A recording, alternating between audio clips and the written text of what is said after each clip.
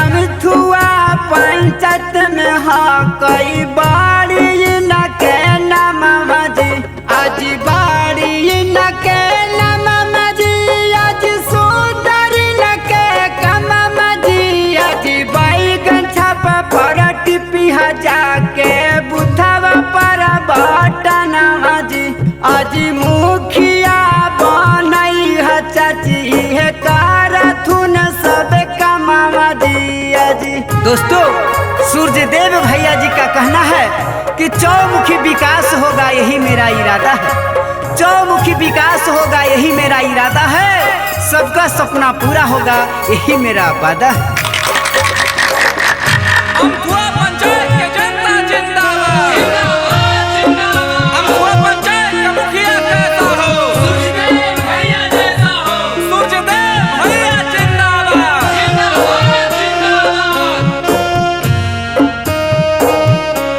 आगे माई बिरध पे नासान दे थुन इंदराया बास जी अज नाली गाली रासन दे थुन कार चाची विश्वास जी अज कार चाची विश्वास कार हाथ सब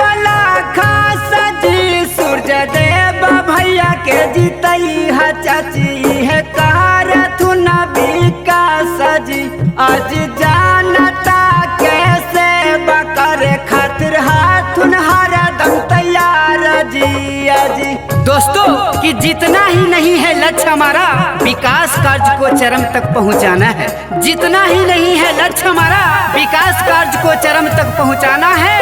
शिक्षित संपन्न हो गांव का हर घर, शिक्षित संपन्न हो गांव का हर घर, यह लक्ष्य हमें पूरा करके दिखाना है। आगे माई अमिथुआ पंचायत के जनता भी जोड़ा हाथ न हाथवा जी आज दे दा चाची सूर्य देव भैया के साथवा जी सूर्य देव भैया के साथवा जी आज मिल सबके हकवा जी चुना बचना निशाना कई बैगाना छपवा जी आज मुखिया बनई है चाची इनके दी हसाबा सथवा जी अजी। दोस्तों न पड़ना है चक्कर में न पड़ेंगे घन चक्कर में, न पड़ना है चक्कर में न पड़ेंगे घन चक्कर में, मुखिया तो सूर्य देव भैया को ही बनाएंगे क्योंकि कोई नहीं है टक्कर। बैगन छाप जिंदाबाद, जहाँ भी देखे बैगन छाप, सूर्यदेव भैया जिंदाबाद, सूर्यदेव भैया मत घबराना। आगे माई माँ जादूरा किसान सोना छात्र नौजवान मजी सूर्य देव भैया के जीतई है चाची है करथुन कालिया नाम जी आज करथुन कालिया नाम चाची बैगन छाप पट्टी पिहा बटन जी आज भूलिहा ना चाचा चाची रखी है सब कोई दिया नाम जी आज सुनल ही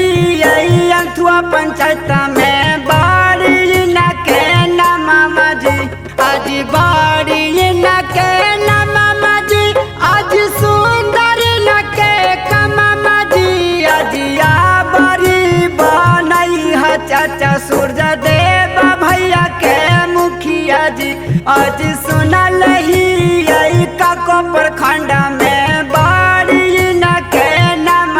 जी आज या बड़ी बनई है चाची सूर्य देव भैया के मुखिया जी।